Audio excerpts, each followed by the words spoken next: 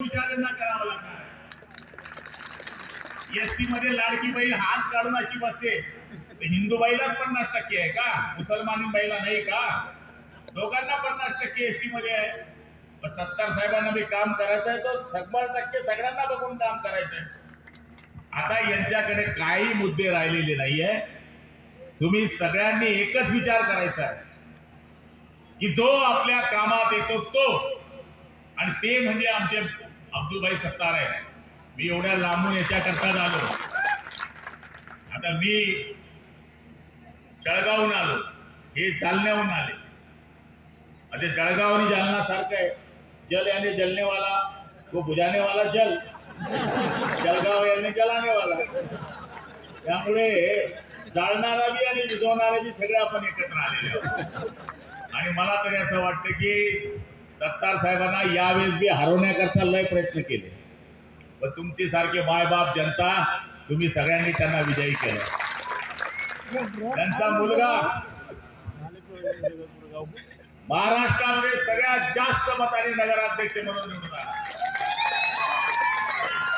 Doctor असताना doctor लोक injection देतात पेनिसिलिन, जर अर्ध्या तासात रिॲक्शन आली तरच टोचतात, नंतर काय तर टोचत नाही. यंदा नगरपालिकेत तुम्ही पेनिसिलिन दिलंच आहे. 28 में से 25 लेके आए मेरे भाई. हाँ, अब तो पेनिसिलिन की रिएक्शन इनको आ चुकी है, जेपीमी में दी जाएगा.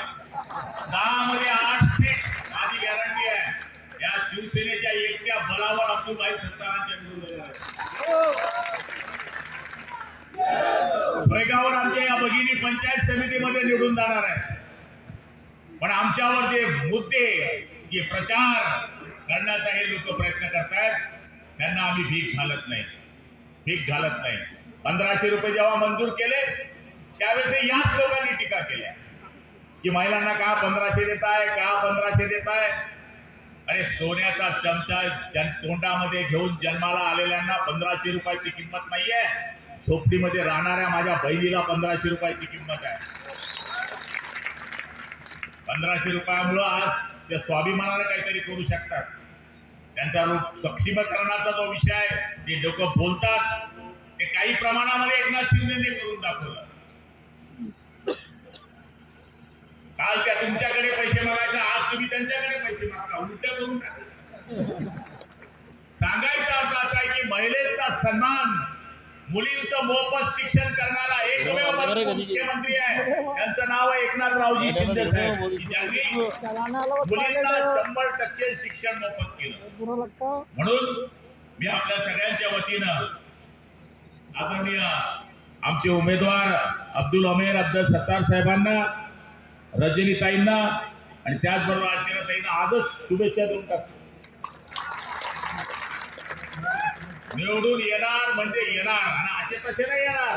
आई शपथ असे तसे नाही येणार. तंबू भी लगा देंगे तो लगा देंगे धूमधाम से, और तंबू भी लगा देंगे और लगा देंगे धूमधाम से, और भगवा भी लहरा देंगे तो लहरा देंगे धूमधाम से. त्यामुळे निवडून येणारच. होय, माईचा लाल अडवू शकत नाही. तुम्ही किती बी करा हल्ला, मजबूत आहे आमचा सत्तार साहेबांचा किल्ला. त्यामुळे ही सत्ता येणारच, निवडून येणारच. आणि आपल्या सगळ्यांना मी खात्री करून सांगतोय, हे लोक सहज येत नाही, एवढे सहज येत नाही. मी पहिल्या वेळेस एवढ्या वरती आलो, ऊपर जाना कैसा बहिणीचे विचार करा. पण इथं आल्यानंतर मन प्रसन्न झालं की एवढी गर्दी, माझ्या माय बहिणी, माझे म्हातारे माणसं, माझे तरुण मित्र यांच्याकडे बघून आम्ही सुद्धा फ्रेश झालो. आणि मला खात्री आहे की येणाऱ्या निवडणुकीमध्ये आपण यांना प्रचंड मतांनी विजयी करावं. धनुष्यबाण आपली निशाणी आहे. जास्त डोक्याला ताण घ्यायचा नाही, समोरच्याला ताण द्यायचा आहे. धनुष्यबाण आपली निशाणी आहे.